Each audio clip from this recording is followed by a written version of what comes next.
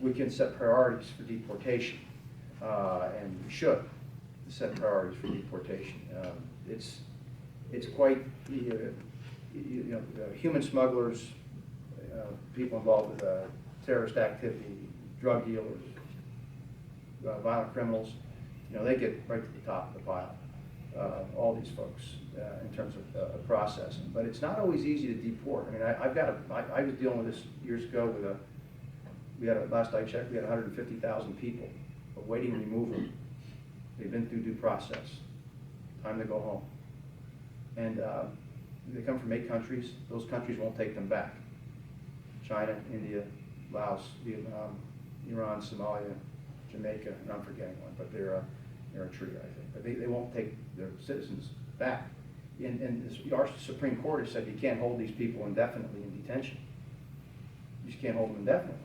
And a number of them are criminals, I'm not saying all of them, but a percentage of them. So even if you try to do deportation the right way, it's still hard. You just can't put people in UPS packages and send them back. I mean, like Somalia, we don't have relations. They don't have a government. Iran, the same thing. It's very difficult. China and India, what I want to do is withhold visas for people until they start taking back some of their citizens. That'll get their attention. That gets their attention, and that's the. So it's a difficult and a complex issue, but you deal with this one step at a time. I would not put all these things together in one bill. I would just deal with the border security, interior enforcement, agricultural workers, technology workers, children, and then I would deal with the balance later. That's how not in one big package. I think it's too messy, and nobody trusts Washington to do one big bill on something like this. Yeah.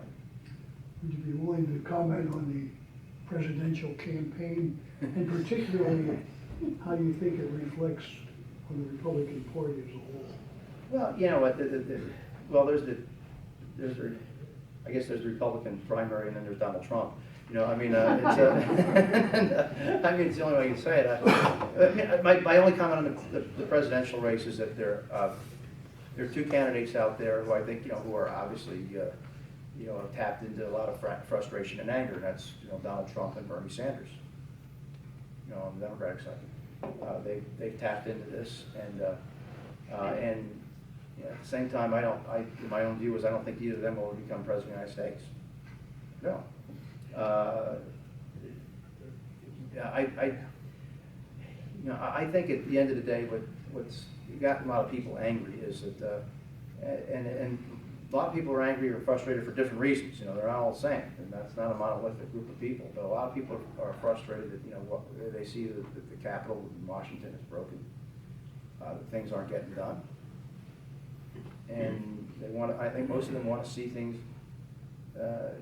See things accomplished. Whether it's a transportation bill, whatever the issue is, they want to see us get to a point of resolution on some of these issues, and they see a broken system because in D.C. you've got a lot of folks who are, very good at telling you what they will never do. And when you have a lot of folks like that, that means coming to a consensus on an issue is hard. And everybody says, "Hey, I'm dug in. I'm not moving on either side." It's tough. So I guess who's the candidate's going to be able to channel that frustration and anger in a fairly constructive manner, I think is the question. I don't know who it is. I think on the Republican side there are probably 4 or 5 pretty, I'll say tier 1 candidates, serious candidates. I'd have to say Rubio, Bush, Kasich, Walker's in and out. Fiorina seems to have stepped up. Like I said, I don't think that Donald Trump has put any real meat on his policy positions. It's just kind of been more just make America great again. We all agree to that. It's just question is how do you want to get there, and I think that's I'm just not sure where he's going to fit into this whole thing, if he's going to stay a Republican or if he's going to run as an independent at some point. He wants leverage. He wants to hedge. That's my sense on the Democratic side. I think Hillary Clinton has a real problem here. This server issue is not a small thing. I can can say is that I've been in classified briefings many times, and I've never dealt with that information electronically at all. You go into what's called a SCIF, a secure compartmentalized or containment facility, and you check your electronics at the door. You don't take them in, and sometimes they hand you some papers, and you can look at them. You can't take them with you. And all I'm saying is, if I ever received any very sensitive information on my handheld devices, I sure as heck wouldn't move it on a Gmail or a Yahoo account. And if it came on my .gov account, I'd probably call our information people and say, or our intel people say, I've got this, I received this. What do I do with it? Do I delete it? Is it secure? That's what I would do. I mean, I've got that paranoid about this stuff, and just to cavalierly have your own server taking all kinds of information that may have been, classified, or in some cases I'm told compartmentalized, which is even more serious. It's a big deal. I mean, General Petraeus pled to a misdemeanor for a hell of a lot less. A very, distinguished career, was, obviously scarred over his situation, and then others too, much lower rank, have lost their careers or, seriously reprimanded. So I think she's got an issue here that she's going to have to. I guess I was concerned whether you think the attacks on the minorities, attacks on women, things like that might reflect overall, no matter who the candidate nominee is. I think it's a problem. I think it's a problem. But I think it's a bigger problem at the moment. At the end of the day, the Republican nominee is going to be defined by, I should say the Republican Party will be defined by the Republican nominee, whoever that may be. I think that when you get closer to when we get to that point.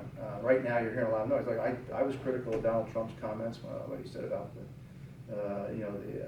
Mexicans, and what he said about certainly about Senator McCain. That very. I still can't imagine anybody would say that about a senator who's been in a prison camp for 5 years, denigrate his service like that. But I've been critical of it. But it seems to be working for Donald Trump at the moment. So it's.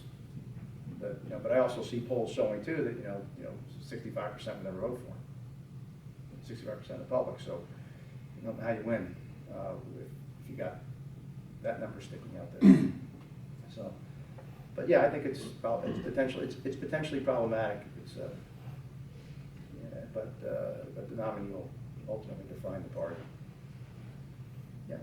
I'm sure you know that Security and Exchange Commission and FINRA regulate broker-dealers, and the Department of Labor regulates 401ks. And now they have a proposal to regulate individual IRAs, which the industry generally feels that if the Department of Labor asks for fiduciary responsibility from broker-dealers for personal IRAs, it's going to increase costs dramatically and reduce investment choices. If the Department of Labor goes through with this, is Congress ready to act to change this, to prevent this from happening? I think the short answer is yes. The short answer is yes. And that is just one Department of Labor proposal that we're dealing with right now. I've been hearing about the issue you just laid out. Also hearing about the new overtime rules. I don't know if any of you have been dealing with that, but I've been hearing about from a number of businesses right now on redefining the overtime rules. Right now, if you make under, I think it's $24,000, overtime has to be paid if you work more than 40 hours a week. The administration, Department of Labor, proposing to double that to take it up to $50,000. Well, there are a lot of implications for this. I've been hearing from, frankly, the nonprofit sector. I just heard from my brother runs oversees he's on the board of the YMCA, and saying this is going to do a lot of damage to us. I heard from another nonprofit the other day too that was telling me how this is going to really limit their ability to operate. And I think you can make an adjustment you know, on the overtime rules, maybe from 24,000, take it a little higher, but take it up to $50,000 is going to have real impacts, and I think a lot of people are going to get their hours cut part-time and or start at a lower salary, and then they'll make it back up in overtime. I mean, I can see how this is going to play itself out. But if that takes on legs, Congress will likely pass legislation. Now, the issue is, you know, you pass it out of the House, pass it out of the Senate, goes to the President, he'll veto it, right? Right. That's what he'll do. And with like a lot of executive actions, I always tell people, you know, they get frustrated because we have a tough time overturning an executive action. It's true. I said the way you change an executive action is by changing the executive. I mean, that's what happens, because a new new president comes in with one stroke of the pen.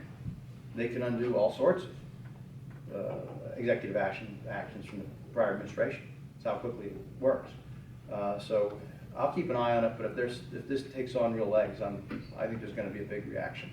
Do you think it makes sense to have only one regulatory body instead of two?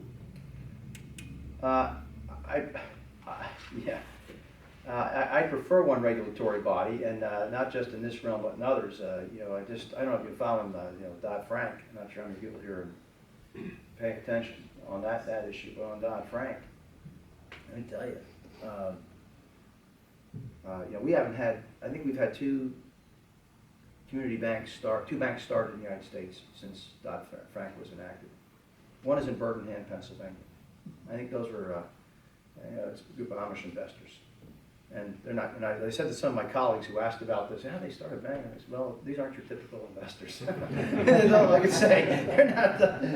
They're not your typical borrowers. And they have a little different view of debt than maybe a lot of other folks. But nevertheless, it was interesting that they're shocked by this. And I just saw the other day, National Penn Bank. Absolutely. They were just acquired by BB&T. And I talked to the CEO of the bank. I know this guy for years of the Nat Penn. He and I were next door neighbors for a long time, and his kids played 80-pound football together later on. And he said, you know, their bank is about $9.5 billion. They never wanted to go over. They were keeping their balance sheet below $10 billion because they didn't want to get into. Once they hit $10 billion, that would kick in the Consumer Finance Protection Bureau, a new layer of regulatory oversight on a bank. So there's no way. It was a compliance issue. We cannot afford. He said we could never afford to go to $10 billion. Those compliance costs would have just overwhelmed us. So they've been acquired by a bank that's, you know, many times their size, that can better absorb these kinds of compliance costs. But that's the consequence of these redundant layers of regulation. That's at least on the financial side, on the banking side. Because you think if you're a bank already, you've got the OCC, the Federal Reserve, you got you've got the Department of Treasury, you've got the state banking regulatory authorities in many cases. There's a lot of regulatory oversight. We got this new CFPB, so it's fewer regulatory entities are better, and that's why I think. And it's this excessive regulation, I think, that is largely what's contributed to this slow growth economy, this 2% economy. We should be growing, I feel, at a much more robust rate. And I believe that the regulatory costs that we've seen in recent years has had a really dampening effect on growth overall. Well, here then we'll go back over to Ed. One of the cornerstones of Obamacare is health and wellness, keeping people healthy. And to do that, family-centered medical homes are a key component. And that requires people to have access to care. And family-centered medical homes are designed to have care given in the local community where people live and work. But I understand there's going to be about a shortage of somewhere around 100,000 doctors in the next decade or so. Yeah. And I'm curious if there's any discussion in Congress about that issue, and if there is, what might that discussion be to help solve that problem? Yeah, there is a shortage of physicians, and it's going to only get worse. The average age of the physician in this country is it's in the 50s somewhere. It's they're not getting younger. And this is probably, but you're sitting next to Bob Callahan at the VA. I mean, he's got the VA nationally now, not just in Lebanon, but all over the country. You know, we're trying to build capacity within the VA. We need more physicians, we need more allied health professionals, and it's just tough. I forgot what the number is now. We're thousands of below where we ought to be. And so we're facing this challenge. I mean, what we do is, we, the federal government, are providing a lot of support for, graduate medical education. Probably gonna have to do more, but it's not easy to recruit doctors. A young lady like my daughter, she's looking at medical school, and she's saying, maybe not. She talks to a lot of her physician friends, or my friends who are physicians, and they kind of talk her out of it. And so she'll do some medical research or some PhD track, but the point is, we got to make medicine attractive for younger folks, and the pressures are so great, and the debt burden's so heavy. It's going to be very hard to get younger people to want to pursue that, but to the extent that we're providing graduate medical education, that's one thing we have to do. And here's another. When we get back to immigration. Maybe we have to have that discussion. When we talk about science, technology, engineering, math, we may have to throw healthcare in there too, particularly for physicians. Let's face it, one thing about the United States, there are a lot of expatriate physicians who live here. I never noticed that. And then all over the world, not just from India and Pakistan, but from Europe too. That's one thing I've noticed. And the challenges of the healthcare system here are great, but I don't see a lot of people here going to medical school and going to work in Europe or elsewhere. But there are a lot of people who still want to come here to practice medicine. And we may have to look at on the immigration side as well if we can't meet this need organically. That's where immigration policy, if we're smart about this, we can help us with some of these, in these skilled areas like medicine, help us get to a better place. You get that question? Yeah, just to continue a bit on the regulatory side, I think I totally agree with you about regulations being a holding back our economy. I think it's probably one of the biggest things, actually, the regulations we have, and then pile on top of that is the particular uncertainty of what's coming down the pipe, particularly with the end of this administration coming up. There's all kind of horror stories that all departments are gearing up to send out these executive orders that are going to take place. I think it really is puts a hard bar to pass and to raise our economy. Just an interesting, we are involved a bit in the brick industry, and there's a forum down at Clemson every year, has about 800 people to it for the brick industry, and they have a nice setup. They have a number of papers, 30 to 50 papers are presented over a few days. This year, 30% of them will be dealing with regulations. And in the past, you might have had one or two dealt with OSHA or something like that. It's just regulations are taking up so much of our effort. I think it's, and particularly the EPA is probably the worst of them all. They're just, they're just taking over.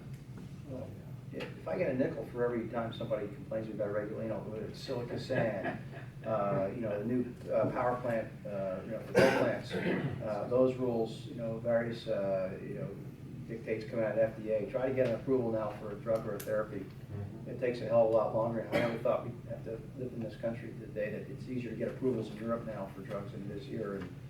And of course, I don't even get into the healthcare and the Dodd-Frank laws about all the various rules there that are, forcing up compliance costs and having real impacts on people. No, I think this is another issue too. Keystone Pipeline. That's a classic case of bureaucratic ineptitude. I mean, a simple pipeline to cross the 49th parallel between the U.S. and Canada requires a State Department approval. It's been over 5 years. I mean, we defeated the Axis powers in what, 4 years? When we got in. I mean, it's just, and here we can't get a pipeline across, from a friendly nation. But the point is, I mean, that's just one example. I could take you down to a number of other issues on a much smaller scale like that, but there's really no excuse for it. And this is, using government to essentially impede progress in many cases. And I think that's, I think partly what this election is going to be about. This upcoming presidential election, I think, is going to be in large part about these types of issues. If we want the American public to have the younger people to have the same opportunities our generation did, we're going to need an economy that's going have to grow at a rate closer to 4% for a little bit. We need some real growth. I mean, it seems like we're barely treading water. It seems like each of the last 4 or 5 years, we've talked about we have a bad, as we're trying to get out of this recession, we have a decent quarter or two, and then it goes in the tank. It's been the case every year. And then, the Federal Reserve keeps talking about, well, maybe we'll pop up interest rates, but we can't because the economy's not growing enough. So they want to keep interest rates near zero. They want to keep quantitative easing all that time. Monetary stimulus. They're doing all these things. But at the end of the day, we need to encourage American energy development and exploration. And there are things, we need to open up markets for producers, whether they be farmers or manufacturers or software providers. We need to open up markets for people. These are the kinds of policies that will help us, I think, generate real growth. Let's reform the tax code so people can bring money back into the U.S. and invest it. They'll invest it better than Washington will. I mean, there are a lot of things like that we ought to be doing. That would, I think, be extremely beneficial, to growth. And if you want to raise wages, you need a strong, robust, growing economy to raise wages.